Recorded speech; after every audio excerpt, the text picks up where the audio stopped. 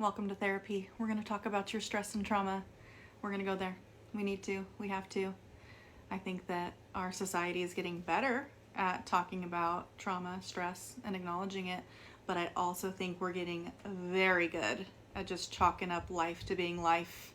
And I think we're very good at comparing traumas, comparing stresses, when the reality is the definition of trauma is something that is personally distressing. Same with stress, it is personal. So my tolerance and capacity for circumstance and trauma is different than your tolerance. But at the end of the day, the way that we take on stress is stress. Stress doesn't say, oh, well, that happened to Jessica, and that was pretty traumatizing for her, and mine isn't that bad. Your body doesn't do that. Your body takes on stress. And I think it gets very dangerous when we just say, that's life, and we get used to a tight chest. We get used to anxiety symptoms. We get used to having impatience with things that used to not tick us off. But on the flip side to that, we also get very comfortable with our discomfort.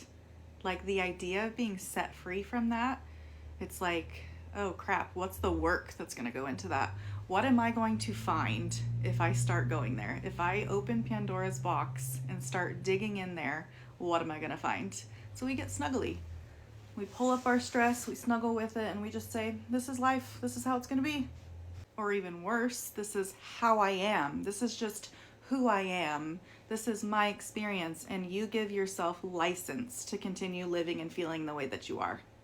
But you deserve better. Your body deserves better. Your mind deserves better. Your soul deserves better. Your friends and family deserve and want better for you.